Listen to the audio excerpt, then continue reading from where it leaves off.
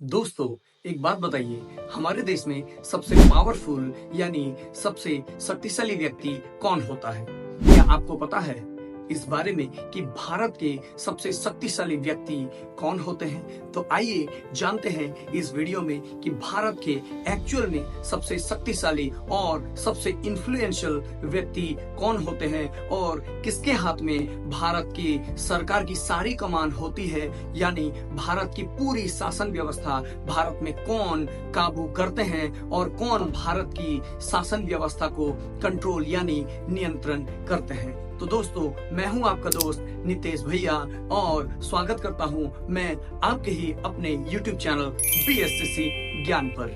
दोस्तों, हम इस चैनल पे एक नया सीरीज शुरू करने जा रहे हैं। इस सीरीज में हम लोग क्लास 12 और कॉलेज के पॉलिटिकल साइंस और हिस्ट्री के विभिन्न टॉपिक के ऊपर चर्चा करेंगे और विभिन्न टॉपिक के ऊपर आपको विभिन्न सजेशन तथा नोट्स देने का प्रयास करेंगे और आपको विभिन्न टॉपिक समझाने का भी प्रयास करेंगे। हिंदी वर्जन हो, बांग्ला वर्जन हो या इंग्लिश वर्जन, इस वीडियो को अगर आप ध्यान से देखें और ध्यान से समझें तो आपको इस टॉपिक के बारे में बहुत कुछ आज जानने को मिल सकता है। तो वीडियो पूरा जरूर देखें और अपने नॉलेज को जरूर बढ़ाएं। और एक रिक्वेस्ट है कि यदि आपको हमारा ये कंटेंट पसंद आ रहा है तो हमारे चैनल को सब्सक्राइब जरूर करें और एक लाइक जरूर करें। ये आपके लिए तो फ्री है, लेकिन इससे हमारे चैनल को बहुत मदद मिल सकती है। तो आइए आज के इस वीडियो में जानते हैं भारत के प्रधानमंत्री का निर्वाचन प्रक्रिया और भारत के प्रधानमंत्री का शक्ति तथा कार्य।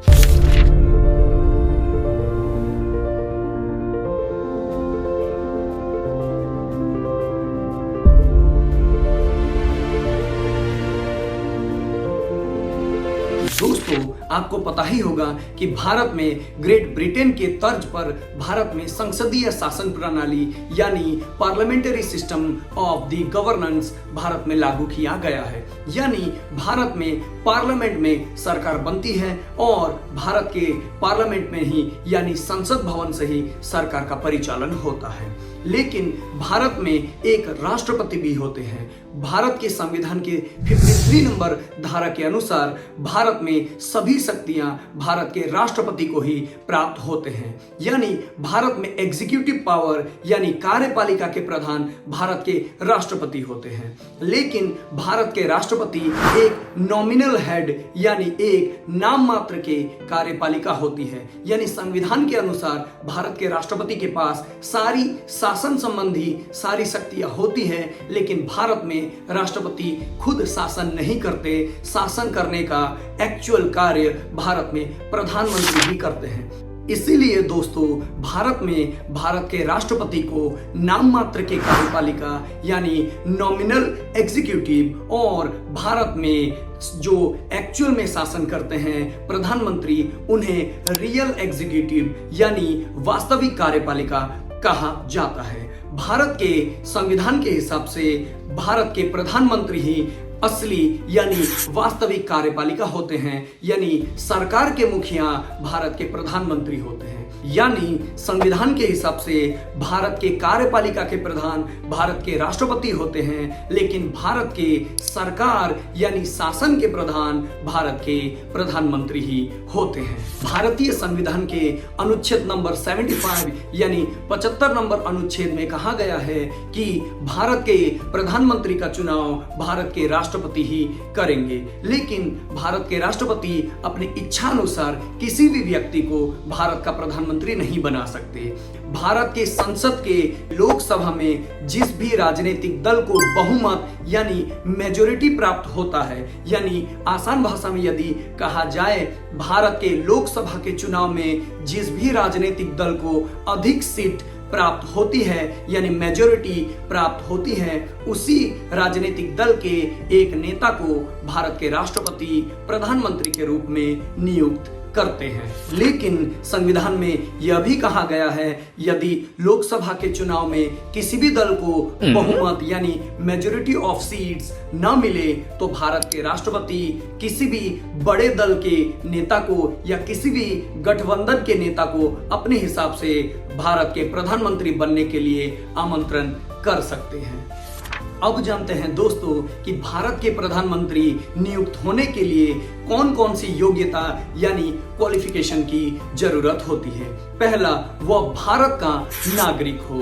दूसरा, वह संसद के किसी एक सदन का सदस्य होना चाहिए, या फिर राज्यसभा का या फिर लोकसभा का। तीसरा, उसकी आयु, यदि वह राज्यसभा का सदस्य है तो उसकी आयु कम से कम 30 वर्ष होनी चाहिए। यदि वो लोकसभा का सदस्य है तो आयु कम से कम 25 वर्ष होनी चाहिए। तो हमने यहाँ ये जाना कि भारत के प्रधानमंत्री बनने के लिए लोकसभा में अधिक सीट प्राप्त करनी होती है, यानी लोकसभा के चुनाव में जिस भी दल को मेजॉरिटी ऑफ सीट्स प्राप्त होती है, यानी उसी दल के एक नेता को प्रधानमंत्री चुन लिया जाता है। प्रधानमंत्री का टेन्योर यानी कार्यकाल मुख्यतः 5 वर्ष का होता है, लेकिन इसके पहले ही भारत के राष्ट्रपति प्रधानमंत्री का जो कार्यकाल है वो लोकसभा भंग कर उनका कार्यकाल समाप्त भी कर सकते हैं। इसीलिए माना जाता है कि भारत का प्रधानमंत्री का कार्यकाल 5 वर्ष का ही होता है। वहीं यदि भारत के प्रधानमंत्री की वेतन यानी सैलरी की यदि बात किया जाए तो भारत के प्रधानमंत्री को संसद द्वारा करीब 1,66,000 रुपए प्रतिमाह अन्य सुख सुविधाओं और भत्तों के साथ प्रतिमाह प्राप्त होता है। आइए दोस्तों अब आगे जानते हैं कि भारत के प्रधानमंत्री की क्या क्या शक्तियां तथा क्या क्या कार्य होती है। तो इस बारे में हम लोग विस्तार से आगे चर्चा करते हैं। आप लोग इस वीडियो में बने रहिए। पहले ही बताया जा चुका है कि प्रधानमंत्री भारत के मुख्य कार्यपालिका होते हैं, यानी प्रधान कार्यपालिका होती है। यानी कार्यपालिका की सभी शक्तियां भले ही राष्ट्रपति के पास होती हैं, लेकिन राष्ट्रपति ये सारी शक्तियां प्रधानमंत्री के हाथों में ही देते हैं। यानी भारत में शासन करने का यानी सरकार चलाने का एक्चुअल कार्य भारत के प्रधानमंत्री ही करते हैं। इसीलिए उन्हें रियल एग्जीक्यूटिव या फिर वास्तविक कार्यपालिका कहा जाता है। यानी पूरे भारत को शासन करने का कार्य एक्चुअल में भारत में प्रधानमंत्री ही करते हैं। इसीलिए उनके पास भारत में बहुत सारी शक्तियां तथा कार्य होते हैं। एक प्रकार से उनके पास पूरे भारत की शासन व्यवस्था और भारत की शांति सुरक्षा बनाए रखने की एक अनलिमिटेड पावर होती है। भारत के प्रधानमंत्री का पहला कार्य तथा शक्तियां हैं लोकसभा का नेता। दोस्तों, भारत के प्रधानमंत्री लोकसभा के मुख्य नेता होते हैं। यदि हम ये कहें कि भारत के प्रधानमंत्री भारत के संसद के दोनों सदन यानी लोकसभा और राज्यसभा के भी सबसे बड़े नेता होते हैं, तो ये बात भी अतिशयोक्ति यानी ये बात भी झूठ न होगी, क्योंकि प्रधानमंत्री पूरे संसद के ही सबसे बड़े नेता होते हैं। संसद का अधिवेशन कब बुलाना है, संसद में किस विषय में चर्चा होगी, संसद में किस विषय में बहस होगी और संसद का अधिवेशन कब तक चलेगा और कितने दिनों तक संसद का अधिवेशन में किस किस विषय में चर्चा होगी, ये सारे फैसले भारत के प्रधानमंत्री ही लेते हैं। भारत के प्रधानमंत्री संसद में देश से जुड़े महत्वपूर्ण विषयों के ऊपर चर्चा कर सकते हैं और अधिवेशन बुला सकते हैं, अधिवेशन को आगे ले जा सकते हैं और जरूरत पड़ने पर अधिवेशन बीच में ही रोक भी सकते हैं। संसद के अधिवेशन के दौरान यदि किसी भी नेता को, किसी भी सदस्य को किसी भी प्रकार का यदि असुविधा हो तो उन सभी नेताओं की सहायता करने के लिए भारत के प्रधानमंत्री ही सबसे पहले सबसे आगे आते हैं। तो भारत के संसद के कार्यवाही को, भारत के संसद के कार्य को सुचारू रूप से यानी सही ढंग से आगे बढ़ाने में प्रधानमंत्री की महत्वपूर्ण भूमिका होती है। दोस्तों, भारत के प्रधानमंत्री की दूसरी सबसे महत्वपूर्ण कार्य होती है कैबिनेट यानी मंत्रिपरिषद का गठन। दोस्तों, भारत के प्रधानमंत्री सरकार चलाने के लिए और भारत का शासन चलाने के लिए भारत के प्रधानमंत्री कैबिनेट का गठन करते हैं। कैबिनेट को हिंदी में मंत्रिपरिषद या मंत्रिमंडल भी कहा जाता है।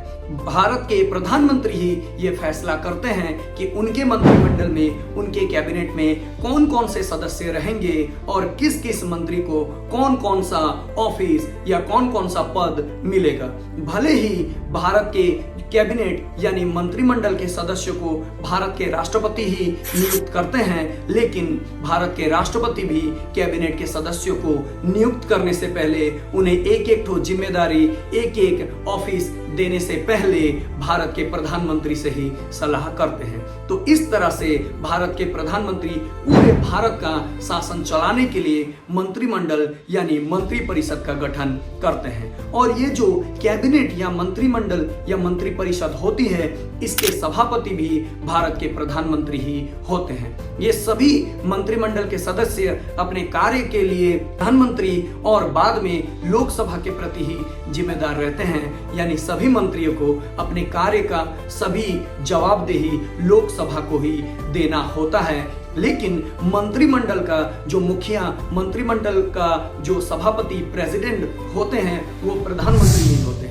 प्रधानमंत्री यदि चाहें तो मंत्रिमंडल के सदस्यों को हेर फेर भी कर सकते हैं, यानी उनका पद बदल भी सकते हैं और मंत्रिमंडल से उन सदस्यों को बर्खास्त भी कर सकते हैं। इसीलिए सभी केंद्रीय मंत्रिमंडल यानी कैबिनेट के सदस्य प्रधानमंत्री के साथ तालमेल बनाकर ही चलते हैं, यानी उन्हें खुश रखकर ही चलते हैं, ताकि प्रधानमंत्री उनके कार्यों से खुश रहे और नाराज न हो जाए। क्योंकि प्रधानमंत्री यदि कैबिनेट के सदस्यों से नाराज हो जाए तो कैबिनेट को वो बर्खास्त भी कर सकते हैं, यानी निकाल भी सकते हैं। तो प्रधानमंत्री का एक और सबसे महत्वपूर्ण कार्य होता है कैबिनेट यानी मंत्रिमंडल का गठन करना। दोस्तों, प्रधानमंत्री का तीसरा और सबसे महत्वपूर्ण कार्य होता है देश में सरकार बनाना और सरकार चलाना।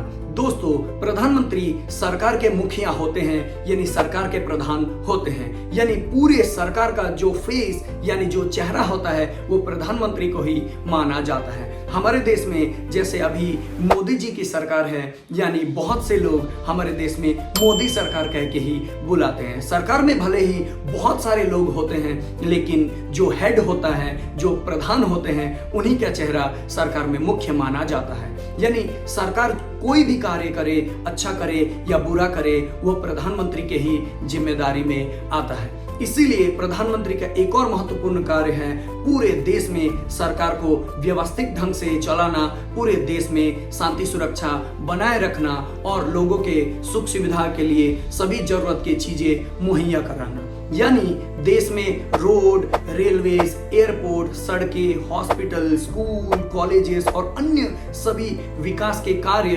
प्रधानमंत्री के ही जिम्मेदार होते हैं। यानी ये सभी कार्य देश में प्रधानमंत्री ही करते हैं और इसीलिए प्रधानमंत्री का कार्य यहाँ सबसे मुख्य हो जाती है। वैसे भी आप जानते ही हैं कि प्रधानमंत्री ही भारत के मुख्य कार्यपालिका यानी प्रधान एग्जीक्यूटिव होते हैं। इसीलिए देश में सभी कार्यों का लेखा जोखा, सभी कार्यों की जिम्मेदारी प्रधानमंत्री की होती है और प्रधानमंत्री के नेतृत्व में उस सरकार की ही ये जिम्मेदारी होती है कि पूरे भारत के शासन व्यवस्था को, गवर्नेंस को अच्छे से चलाए। भारत के प्रधानमंत्री के पास देश की शांति सुरक्षा और देश की अखंडता रक्षा की जिम्मेदारी भी होती है। यानी भले ही भारत की तीनों सेनाओं का सर्वाधिनायक यानी कमांडर इन चीफ भारत के राष्ट्रपति होते हैं, लेकिन भारत के राष्ट्रपति देश की सारी सुरक्षा और शांति सुरक्षा बनाए रखने की जिम्मेदारी भी प्रधानमंत्री को ही देते हैं। यानी एक हिसाब से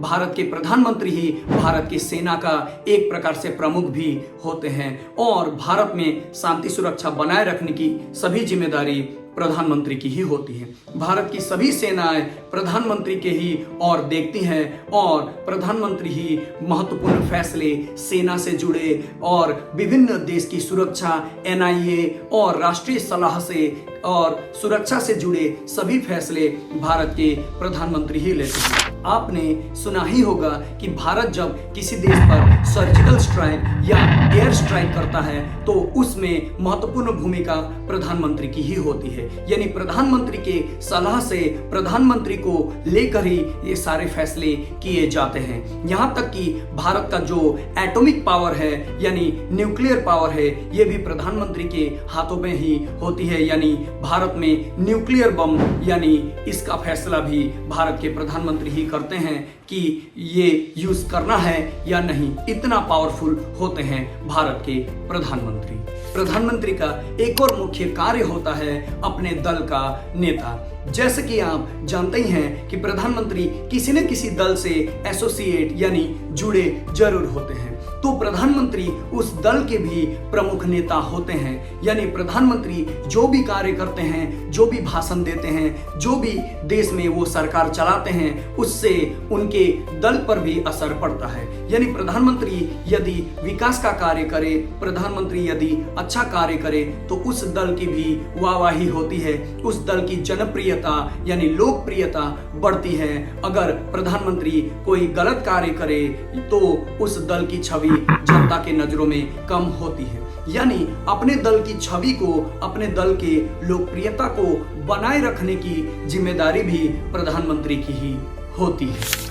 प्रधानमंत्री का एक और महत्वपूर्ण कार्य होता है मंत्रिमंडल यानी कैबिनेट और भारत के राष्ट्रपति के बीच कड़ी का यानी कम्युनिकेशन का कार्य करना। यानी मंत्रिमंडल में लिए गए सभी फैसले, सभी सिद्धांत, सभी बिल भारत के प्रधानमंत्री ही राष्ट्रपति को बताते हैं और राष्ट्रपति के द्वारा दी गई सभी सुझाव और सभी आदेशों को भी भारत के प्रधानमंत्री ही कैबिनेट के पास यानी मंत्रिमंडल के पास लेके जाते हैं। यानी भारत के कैबिनेट यानी मंत्रिमंडल और भारत के राष्ट्रपति के बीच लिंक का काम यानी कम्युनिकेशन, योग साधन का कार्य भारत के प्रधानमंत्री ही करते हैं। भारत के प्रधानमंत्री का एक और महत्वपूर्ण कार्य है राष्ट्रपति का मुख्य सलाहकार। यानी भारत के प्रधानमंत्री भारत के राष्ट्रपति का प्रधान सलाहकार यानी एडवाइजर होते हैं। भारत के राष्ट्रपति किसी भी विषय पर कोई भी परामर्श यानी सलाह भारत के प्रधानमंत्री से ही मांगते हैं। भारत के राष्ट्रपति किस बिल पर साइन करेंगे, किस समय भारत के राष्ट्रपति को किस मंत्री को अपॉइंट करना है, किस सरकारी सदस्य को अपॉइंट करना है या नियुक्त करना है, ये सभी फैसले भारत के राष्ट्रपति प्रधानमंत्री के परामर्श पर ही लेते हैं। इसीलिए ये कहा जाता है कि भारत के प्रधानमंत्री भारत के राष्ट्रपति के प्रधान एडवाइजर यानी सलाहकार भी होते हैं।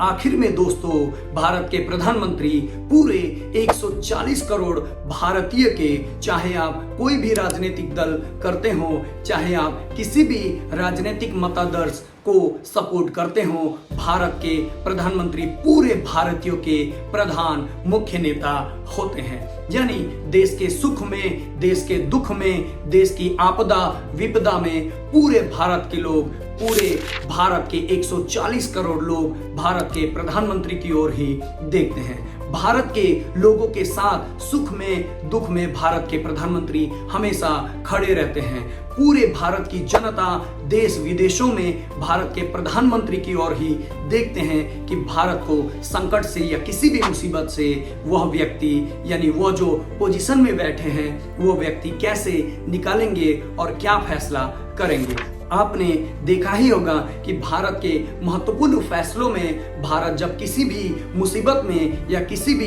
पॉलिटिकल या फिर इंटरनेशनल मुसीबत में पड़ता है तो भारत के प्रधानमंत्री की ओर ही सभी दल और सभी लोग देखते हैं कि भारत के प्रधानमंत्री क्या फैसला लेते हैं। इसके अलावा भी भारत से बाहर अंतर्राष्ट्रीय स्तर पर इंटरनेशनल फोरम में भारत के प्रधानमंत्री भारत का रिप्रेजेंटेशन करते हैं, यानी भारत का चेहरा बनते हैं। यानी भारत एक प्रतिनिधि के रूप में, प्रधानमंत्री के रूप में विश्व पटल पर जाता है। G20, G7 हो गया, ब्रिक्स और काफी ऐसे फोरम हैं जहां पर भारत के प्रधानमंत्री ही भारत का प्रतिनिधित्व करते हैं और भारत का अंतर्राष्ट्रीय स्तर पर मान बढ़ाने का कार्य भी करते हैं। तो दोस्तों आज की इस वीडियो में हम लोगों ने बड़ी आसान भाषा में या बड़ी सरल पॉइंट्स के साथ भारत के प्रधानमंत्री का कार्य तथा शक्तियों को जानने का प्रयास किया है। तो ये वीडियो वेस्ट बंगाल बोर्ड के क्लास 12 के स्टूडेंट और MBO के स्टूडेंट जिनका पॉलिटिकल साइंस सब्जेक्ट है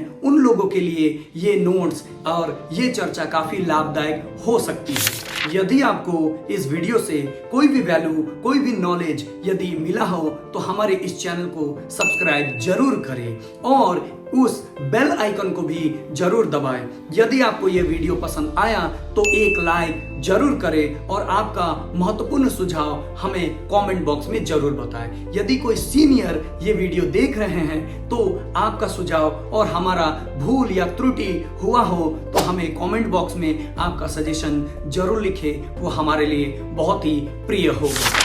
तो दोस्तों मिलते हैं किसी और एक इंटरेस्टिंग वीडियो में, तब तक देखते रहिए, सीखते रहिए और BSCC ज्ञान के साथ बने रहिए। धन्यवाद।